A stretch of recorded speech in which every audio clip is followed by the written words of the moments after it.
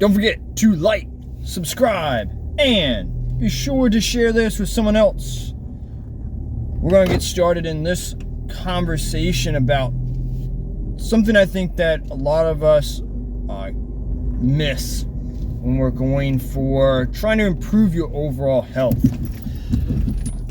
And that is realizing there's multiple different aspects to our health, more than just the physical. Some people definitely are not going to like where this potentially conversation goes, but I think it should be considered and conversated about, because as I've learned throughout years of doing this as a trainer,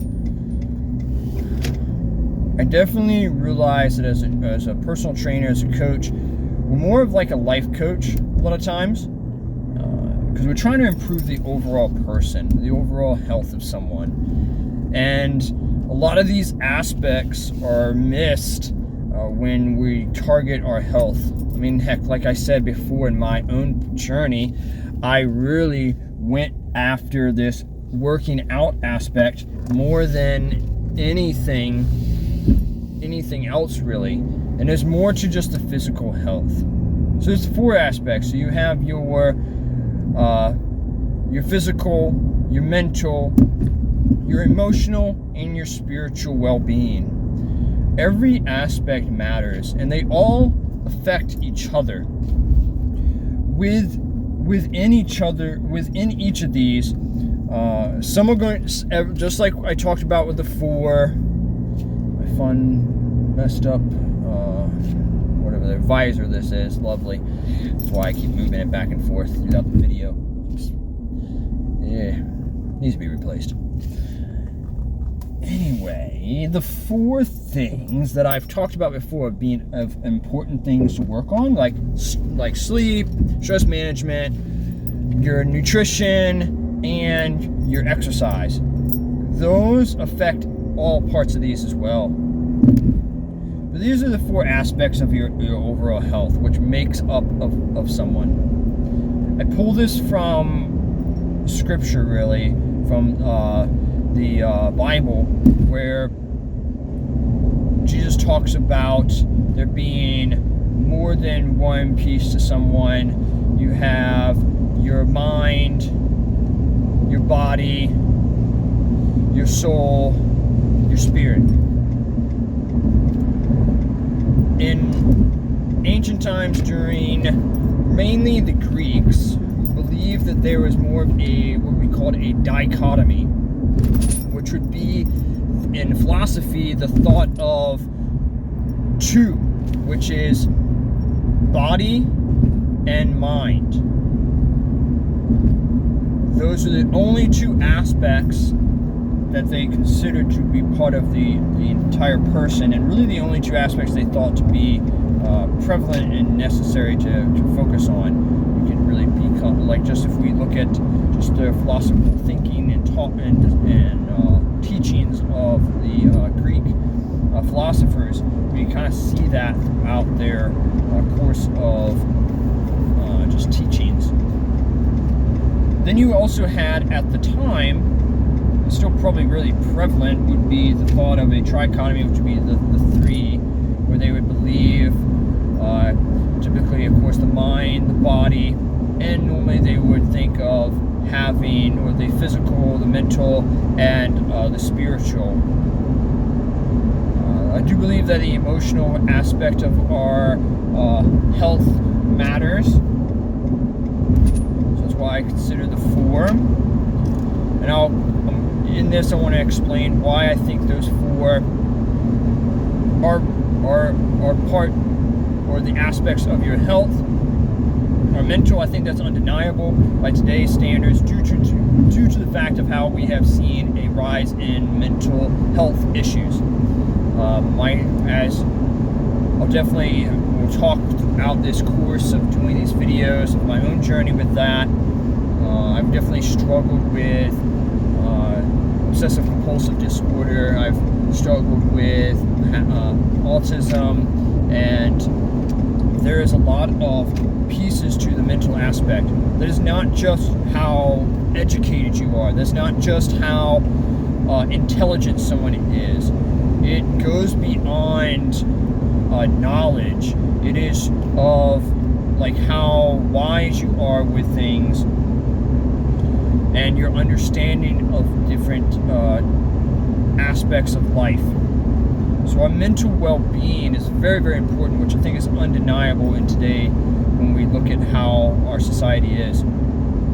The physical, which is most definitely most of the people who are probably watching this are listening because of that aspect. They're really into trying to improve their physical health, which is very, very important for our overall health, as mentioned in so many different videos. I remember though, because growing up in this Bible Belt area of the United States, here on the East Coast, where there's so much, like you can literally go 5 minutes and pass several churches or temples or different religious organizations facilities that they have. So it's very much so in this area where people can really become considers the spiritual aspect. But I remember hearing individuals say that they would go, well, the spiritual matters the most. It's the only part that really matters.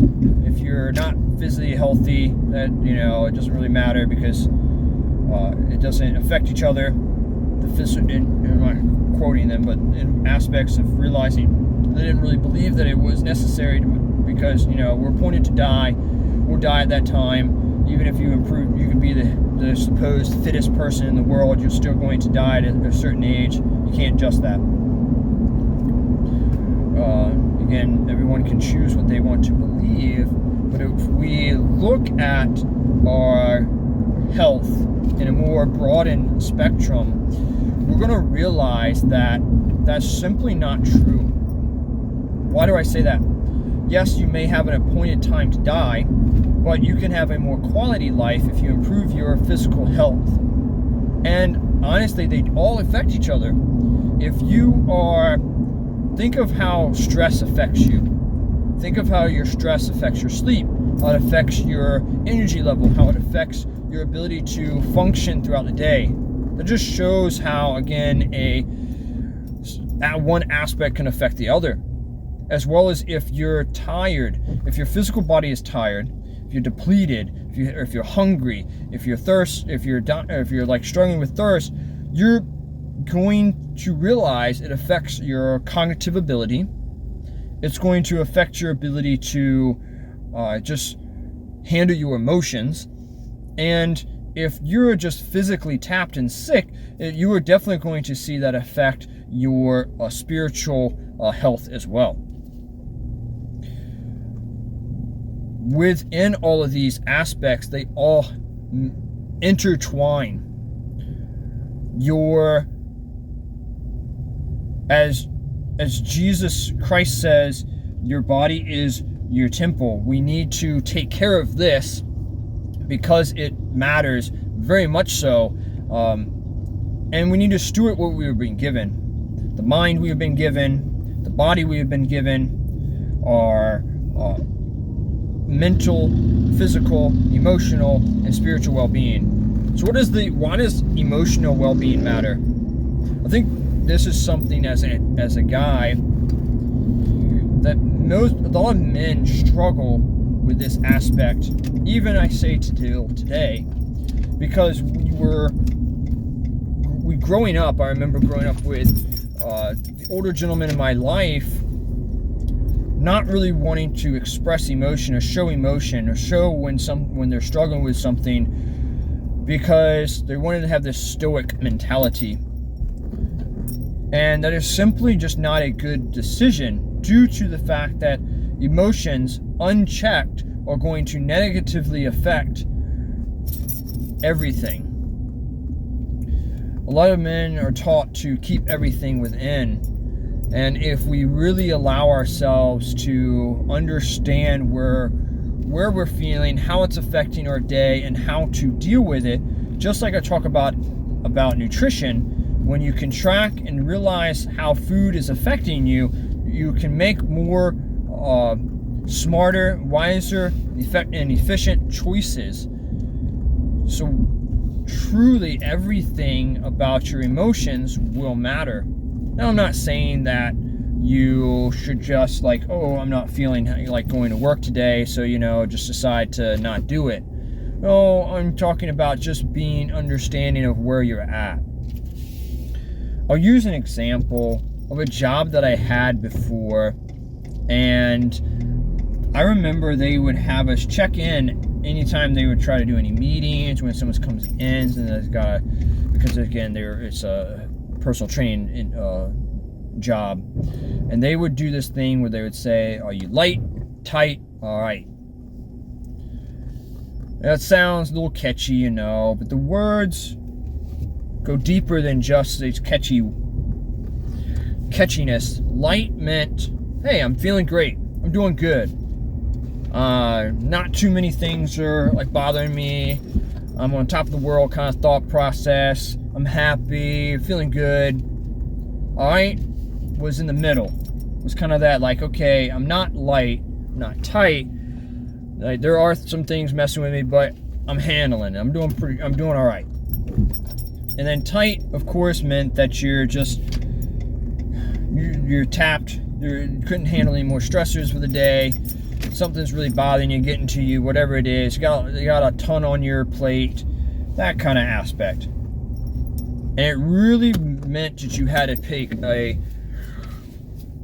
responsibility into checking in on your own self and realizing where you were at that moment and in that time, and then how it was affecting you in work and in every aspect, really. And then our spiritual health really does matter too. We're starting to come out of the part of our society that really was enamored with the atheistic belief system.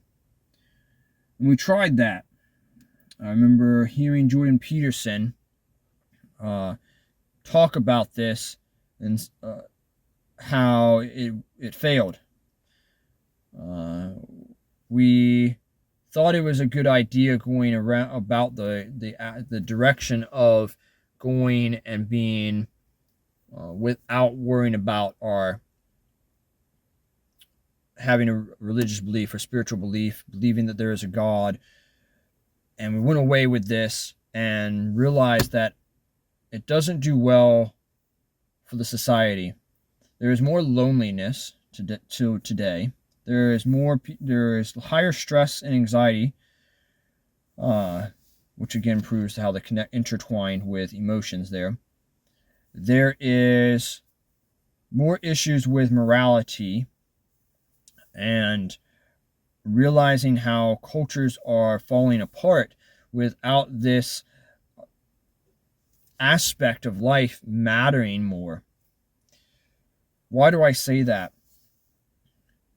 Because if we look at any time and any culture that has really placed an emphasis on some form of religious belief, some form of spiritual belief, we realize that it really does affect the order of how someone lives, the guidelines, if we want to call the practices and laws, and one huge aspect is community, the ability to come together. It is so important to not live alone and to realize that you have someone else and a supportive second family, so to speak. And as well as something to realize that something is greater than you. If we are living without any meaning, then what is there to live for? What is there to go for? And this got real deep, real fast. So our spiritual well-being matters a lot. Now, like I said, everyone's going to believe different things. Of course, I can speak about where I personally believe, but my point in this specific video is to talk about to define that there's 4 aspects that really do matter and really do dive into it. Each of us are going to struggle with one or more of these than others, and that's okay. Again, life is a journey. That is really going to be a constant struggle and battle.